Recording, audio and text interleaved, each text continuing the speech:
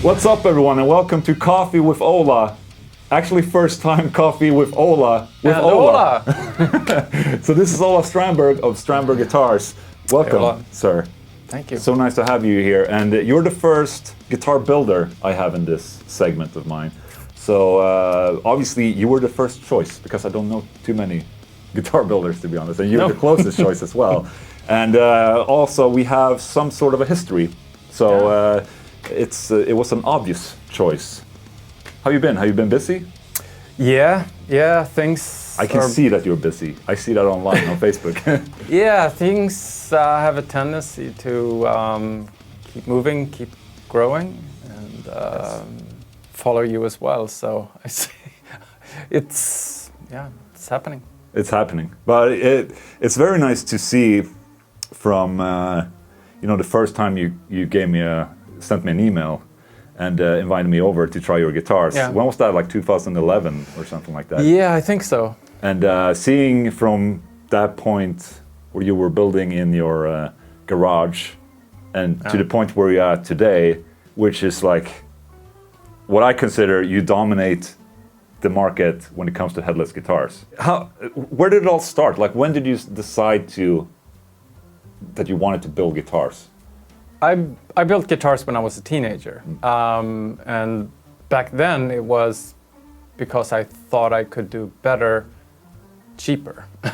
Right. I owned my first guitar.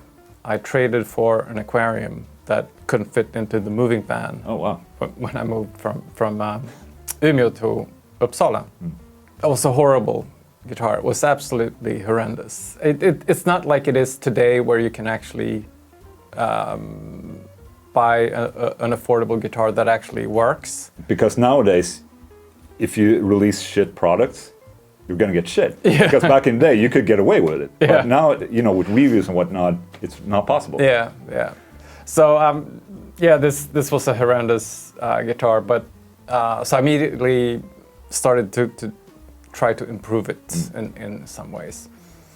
And a few years later, when I was in school, well, first of all, I had read an article in Guitar Player magazine about Alan Holdsworth. Yes. And how he had a guitar built by Grover Jackson under the Charvel brand, and it was made from a material called gelatong. And in wood shop in school, which we had when I was young. When I was young too, we had wood shop. So I had just turned a bowl out of this material. Okay. And it kind of clicked and dawned on me that, well, maybe I can build a guitar. So when I got a little bit older, and I had the opportunity, because I had a teacher in school who built nyckelharpa, which is, that's even the English word. They haven't come up with their own. It's a traditional instrument, Swedish instrument that you play with a bow. So it has 4 strings, and it has keys along the side of the neck. I'll throw in a picture. Yeah, very interesting instrument. So he had a workshop. I had the desire.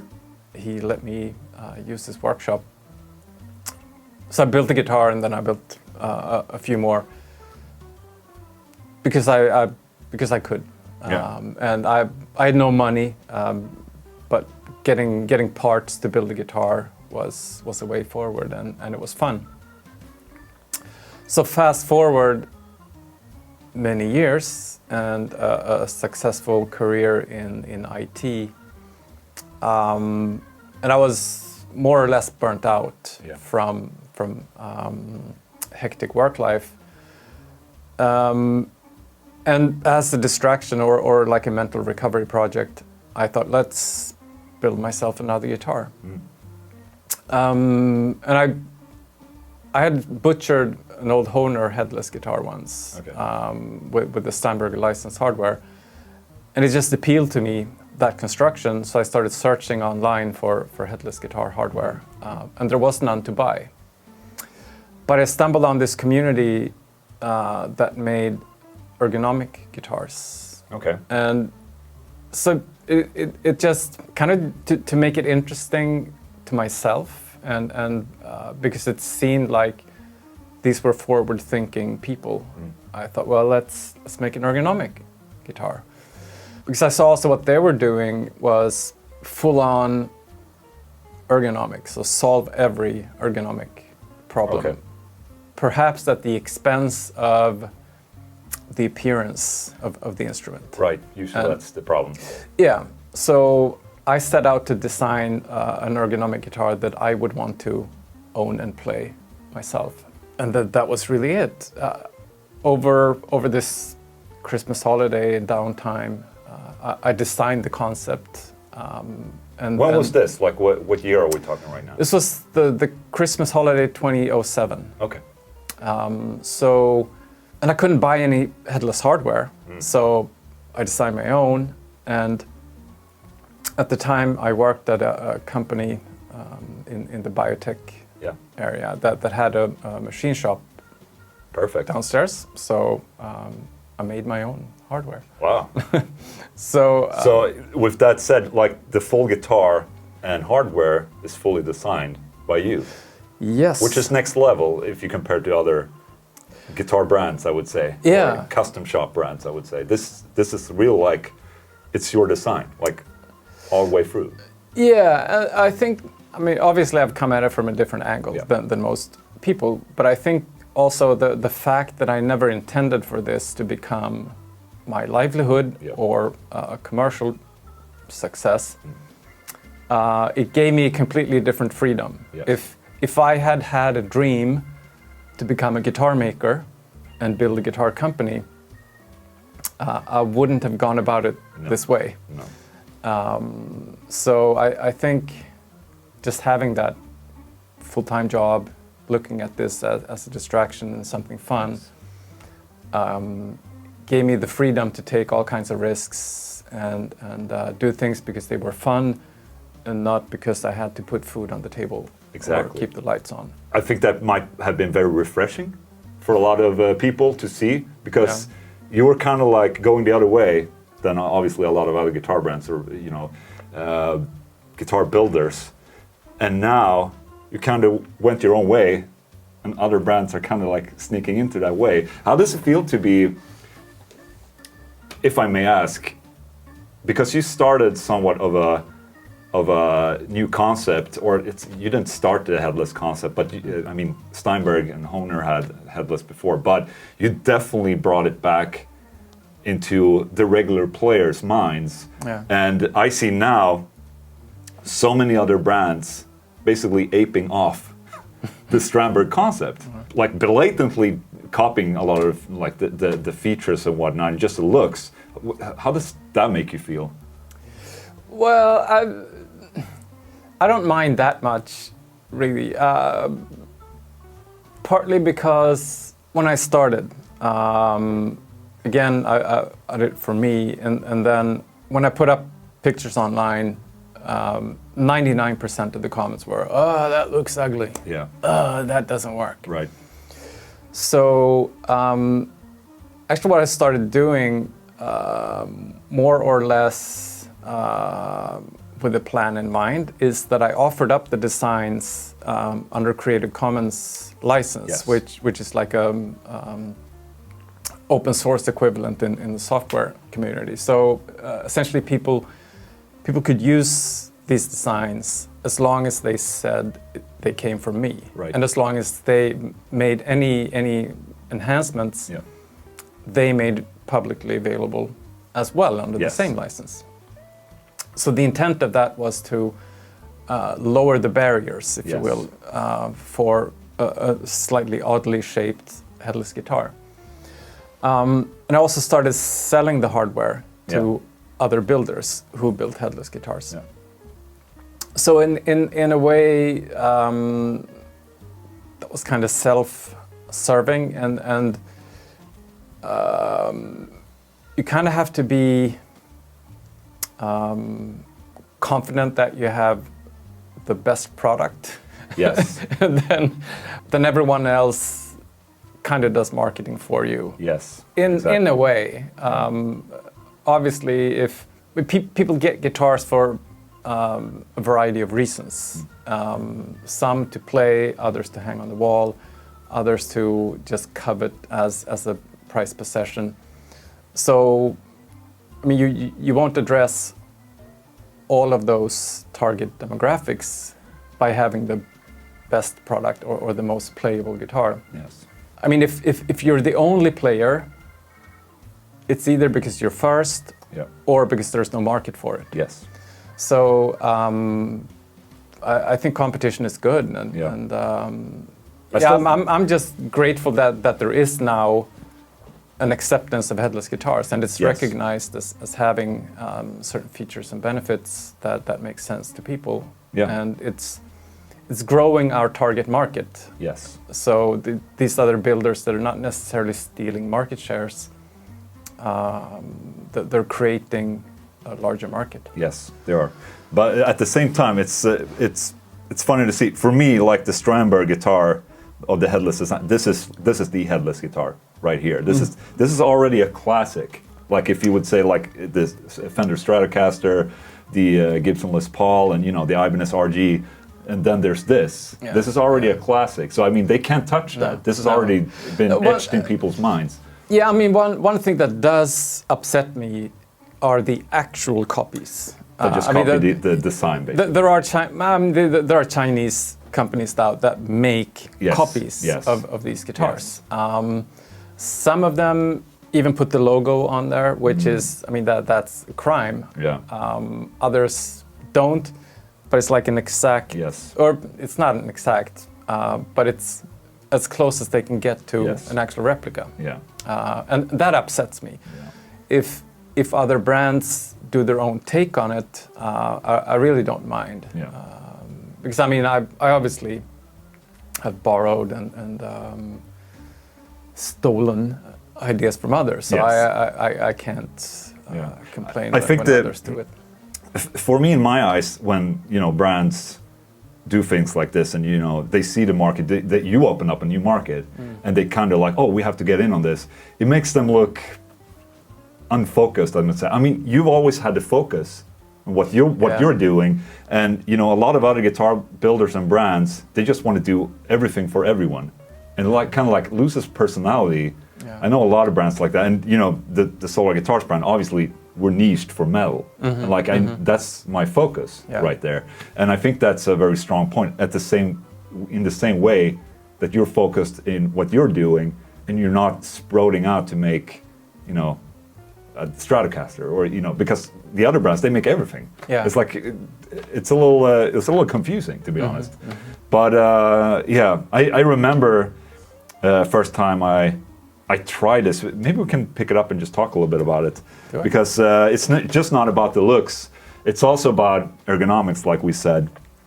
And when we first talked, I think you were numbering the guitars that you built. Yep. Yeah, I built them personally in my garage. Yes. And in the beginning, so when I was building my 9th guitar, I bought myself a CNC machine, so a computerized milling thing, so I could start engraving. Yes. So I think starting with serial number 9, I started engraving this actual serial number on the guitar. Yes.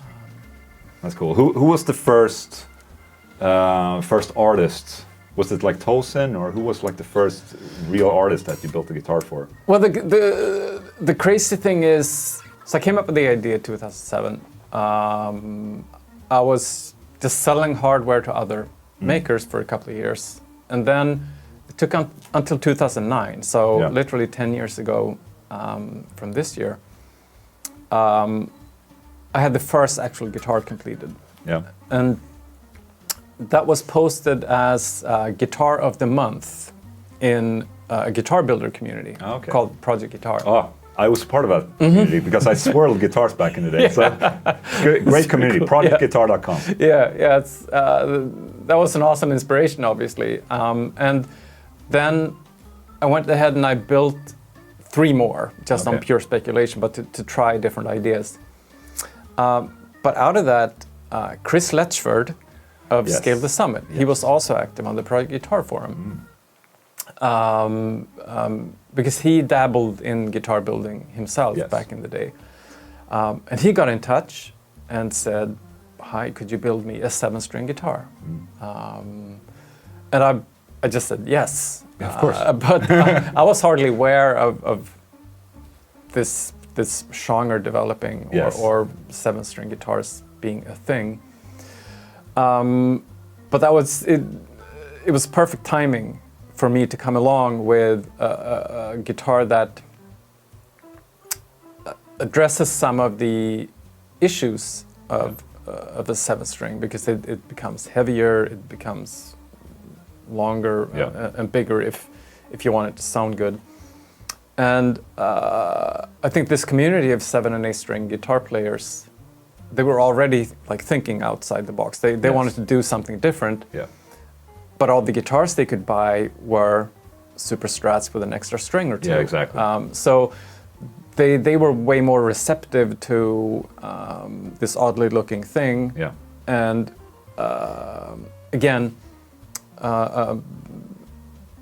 there are issues with if you just try to add an extra string or On two a short scale, yes. on a short scale Yeah, guitar. exactly. They can become neck heavy. They can just sound awful because of the short scale length. So these guitars also solve problems that are specific to 7 and 8-string guitars. Yes. So I built a guitar for Chris. He brought it on tour. He bumped into Tosin. Tosin contacted me. I met him at NAMM. I want to say 2011. I was there 2010, but then I met him in 2011. He played a few seconds in my booth, put it up on YouTube, and boom. Yeah. Yeah. So that was pretty crazy, me back then. And basically, that's where we kind of had, started heading off, and you got a lot of requests for building. Yeah. Because I built, so the guitar I built for Chris was serial number 5, and in parallel, I built what was serial number 6. Yes. And then a customer snuck in and got number 7. I built number 8 for Tosin. Yeah. And then a few more in between. Misha Mansour, he Yes. got number 15. Yes. I think the ones that I tried was 11. And maybe 9 or something like that. Yeah, I think so. I think one of them had that one I tried at your place, but the one with the 2 extra frets. Yeah, that was for Tosin. That was probably just completed when we met, and exactly. I hadn't delivered it. And that was the first time I saw that. So basically, it was 7-string. Was it 7-string? It's 8-string. 8-string, Yeah. with the 8-string having 2 extra frets above the other frets. So it looked really. I'd never seen that before. Has that been done before, or like? Yeah, they do it in the classical guitar. Right. sphere. Yeah. Now that you're saying it. Maybe not with like for 2 strings or No. 2 extra frets specifically, Yeah. but But usually for the when you have been like done 8 before. or 10 on the acoustic guitar, they usually have just for bass. Yeah, basically. yeah. And it's actually a funny story because I talked Tosin into doing Okay. it, and he said, "Yeah, sure, sounds good." But then when it was done, he was like, "I don't think this is gonna work." But I just had to say, "Trust me, it's gonna work. It's gonna be awesome."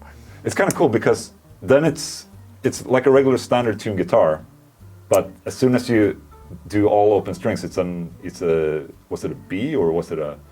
Well, my intention was for it to, if you had put a capo on Right. the lower 2 strings, Yeah. it would be standard Yes, tuning. exactly. But then if you remove the capo, it would be like a drop tuning Right, for the open exactly. strings. So it would behave like a standard tuning, Exactly. but it would have that extra whole The drop bottom, step. basically. Yeah. It's So- cool. I like the idea. Yeah, but so how it ended up being tuned, he actually dropped the lowest, the 8th string to C sharp. Oh, okay. And that low C sharp is on, my mind's a blank right now, but like Animals as Leaders hit song, Yes. which they have to play in each show. So I later built another guitar, also for Javier. Yeah. And fortunately for me, this is still a very popular song. So they bring these particular guitars made a video too, on tour. right? Yeah. Physical education. Yes, exactly. So I mean, Tosin has another similar guitar built by Rick Toon. Yes. So I think on various tours he brings that, or he brings the Strandberg. But yeah, so kind of lucked out there. Cool. Even though he plays other guitars, obviously, there's still often Strandbergs represented. Involved, which is a good. That must be nice. Yeah. You know, even has his own guitar brand. It's like still playing the Strandberg there. Yeah, can't complain. Yeah. So tell me about this guitar. This is really beautiful. What's this is a Korean made. So this is what do you call? What different series do we have? Okay, let's start there. Well, we've or line of series. Or yeah, it's varied over time. Yeah. So initially, obviously, I built them all myself in my garage, and it's purely hobby. But then at some point, I mean, the demand was ridiculous, and I had a wait list just through the roof. So I started realizing that, well, perhaps it's worth making this into a business. So I got into like a business coaching, mentoring thing. And we started tossing around ideas. How can we scale this and make it into a business? And I came up with the notion of having like a less interactive building process. And that became, I was actually aiming for, pure production guitars. But then that ended up being like a custom shop. Yes. And then we had to come up with names for these different offerings. Yes. So the one where I was directly involved was called Made to Measure. Yes. And then we had Custom Shop, which was basically, I wasn't personally involved. The specs would be somewhat limited in terms of the physical dimensions, neck shapes, scale lengths. They were fixed. Yeah. But then you could choose colors, materials, electronics within those frameworks. And then we had the production guitars. And over time, the producer of these guitars have changed, and you've experienced the dynamics of guitar production, and it's challenging hard sometimes. Yeah, it's inexplicably complicated. Yeah. So long story short, we currently make only production guitars. Yes. And we make them only in Indonesia. Yeah. Okay. We have our own production line at the PT Court factory, which is an amazing partner for us to work with. And I will also say that we have for quite a few years now had production in Japan for the Japanese market only. So that is also going strong still. So it's when I was in Tokyo a couple of weeks ago, the Strandberg representation was quite large. There's in a lot of stores actually. Yeah. It's very nice to see, and it makes me really happy. It's like when you go in, there's like Sweden. Like that's so cool. Yeah, it's super cool. I mean, it's resonated with the Japanese, I think, mindset from the start. Because when these designs came along, so again, tying back to what guitar that is, etc. So we had these concepts, and it was back when I was looking for someone to make my guitars. Guitar business was still booming in a sense. The factories in Asia, they were running full steam ahead, producing thousands, tens of thousands guitar per month. And no one gave a small builder from Sweden the time of day. But this one guy a Korean gentleman who worked for World Music in Korea came and said, I think you're doing cool things. Okay. We can make these guitars for you. So that really started the real overseas serial production. Right. And this was in 2013.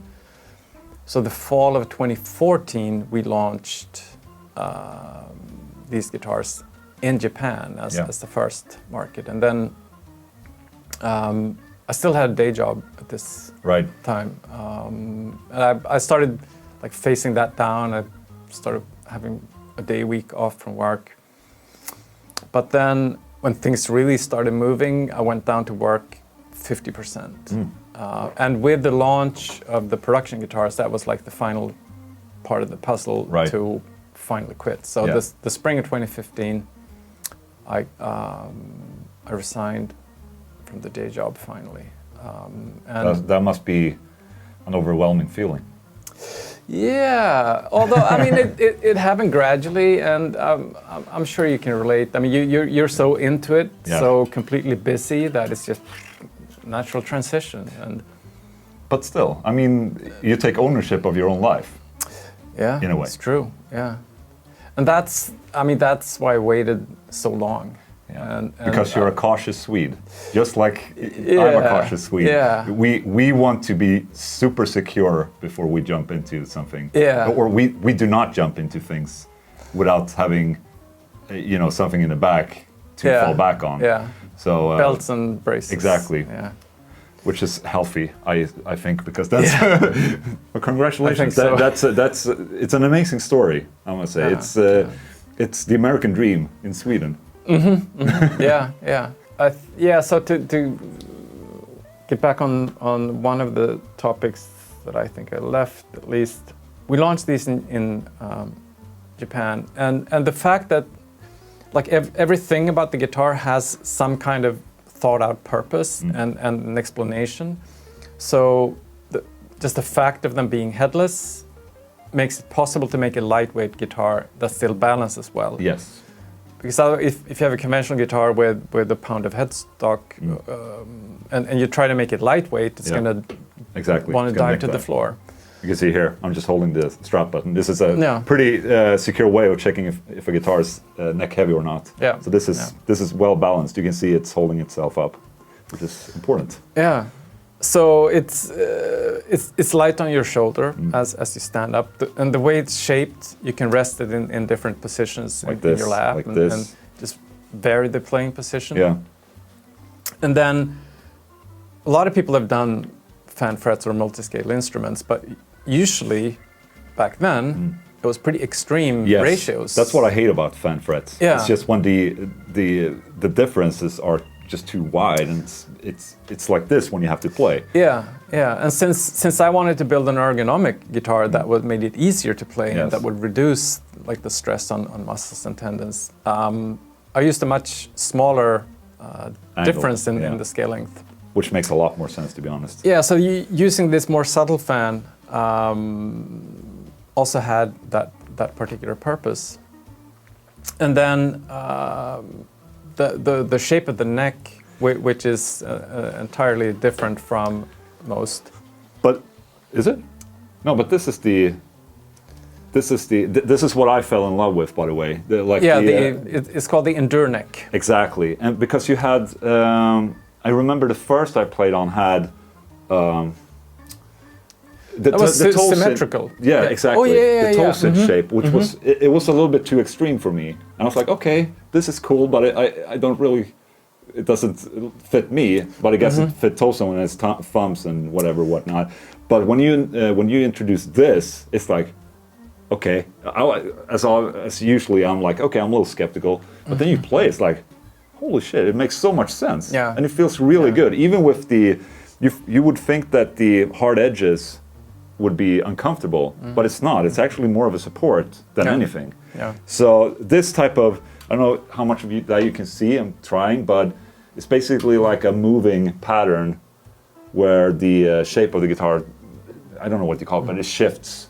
So it's essentially trapezoid. Trapezoid, yeah. Yeah, which is offset in one direction Yes. on one end of the neck, and that's kind of to give you room for this joint. Yes. So you don't have to be in an awkward wrist position to play up there. Yeah, and then it faces over and shifts in the other direction Exactly. Towards the body end. And That's a that really gives good you access, by the easier way. reach to it's a those very, upper frets. very good access. I'm at the 25th, 26th fret right here. Yeah, so that is something that I like. It just fits so well with the whole concept of things, because this in itself is somewhat of a classic already, but this is an what do you call it, like an innovation, I would say. Yeah. For a lot of guitar players.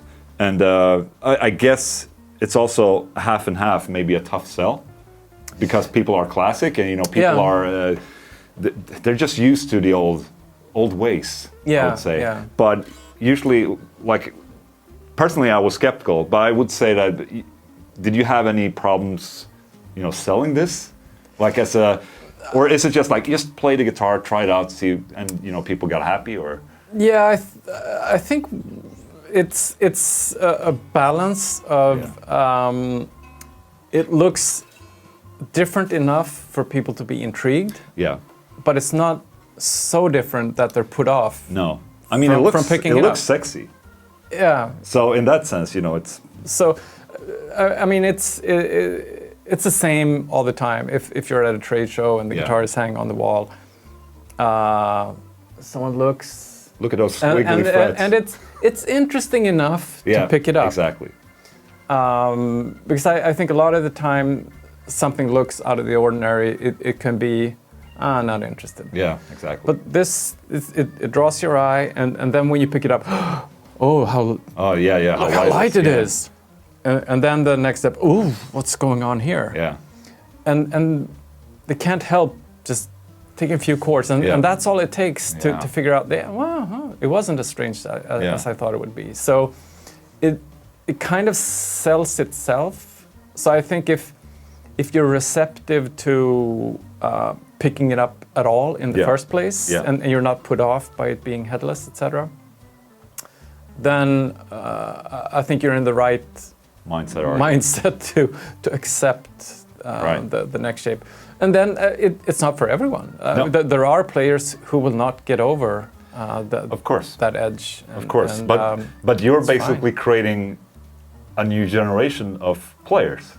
Maybe. In a sense. I mean, you see on the artists that you have like Pliny, you have, I think consider those guys being like next generation. Per Nelson, they're a different type of player somehow. Yeah. Or like they're differentiated from the rest of us plebes. But it's like I don't know.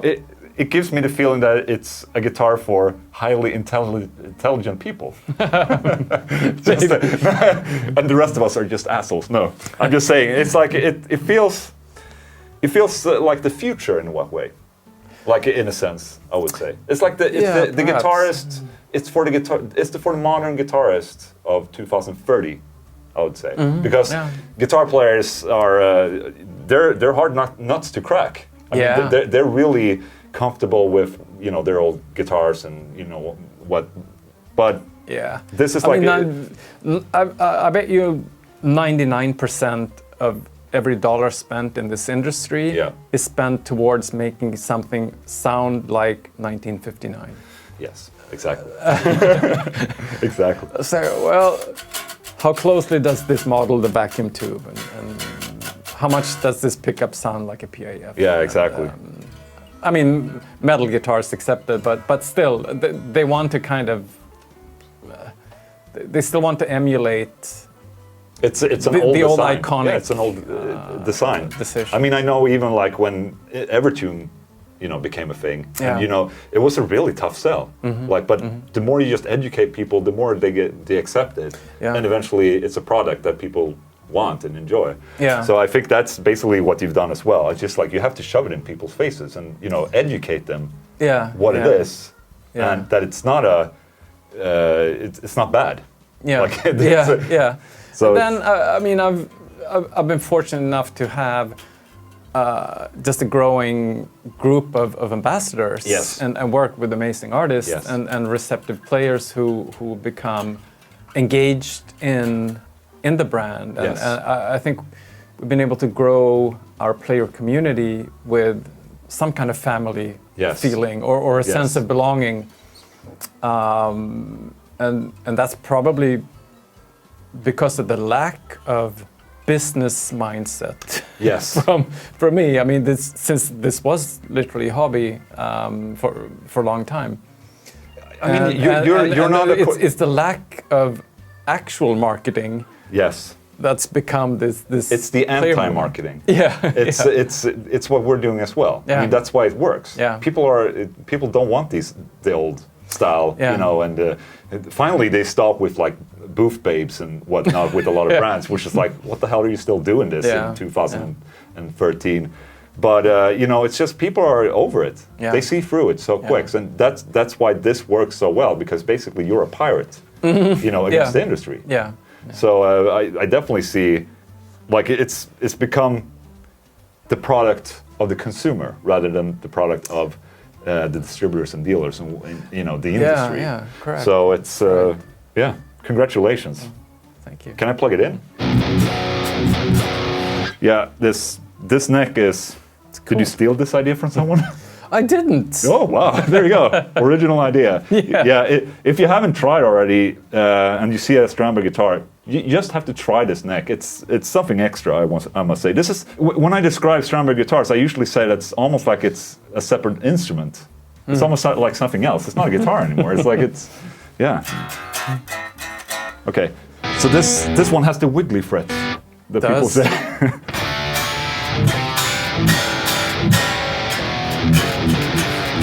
It's the brainchild also of the dark Swedish winters, Yeah. I think, and a very talented man called Anders Tidell. Yes, of True Temperament, exactly. So this is the True Temperament frets that you're seeing right here, or squiggly frets, like a lot of people call them. And it's basically to make the guitar perfectly intonated and in tune on every fret there is, because obviously a regular guitar is not a perfect guitar. Like it's not a perfect Everything is a instrument. compromise. Yeah, everything is a compromise. So this is basically the perfect guitar right here. It's less of a compromise. at Exactly. least. Yeah, exactly. This is nice. I like this. It's poplar. Yeah, popular burl. bar, yeah. I like that it's kind of like. I like how it's open pore. Like Yeah, this. that freaks a lot of people out. Yeah, I imagine a lot of people would. That's the thing. Like people either go totally like, oh, that's amazing, or they're like, oh, there's something wrong with my guitar. It's like, but you know, it's basically more about taste than anything. Yeah. But this looks amazing. Can I? Just trying to see if you can see that, but it's basically open pore poplar, and that looks sick, I must say. Yeah. Traditionally, you would fill it with epoxy, and like that's beautiful in itself. But yeah, we want to do something different. Yeah, this looks good. But the cool thing with these frets and why we have this particular guitar here is that one is because we worked with True Temperament to do the calibration for the fan fret scales that we use in particular, which is 25.5 to 25. Yeah. So that's a thing in itself. But the real innovation here is that True Temperament have completely revamped the manufacturing method for these frets. That's right. So they're now made from stainless steel. In Sweden. In Sweden. Swedish steel, motherfucker. And they're made so that they can be factory installed. Yes. Because previously it required a lot of training and skills to install them in a way that now it's that easier they would to actually CNC and slot, function. basically. Yeah. And they just look a lot better too. Yeah. Not that yellow, half corroded look that they had before. Yeah. So these are amazing, and this is the first production sample from the actual factory in Indonesia. Oh, look, this is also that amazing neck. What neck wood is this? It's roasted maple. Oh, it's so different from this Bird's eye roasted maple. Oh yeah. Yeah, it's like plain roasted maple. Very nice.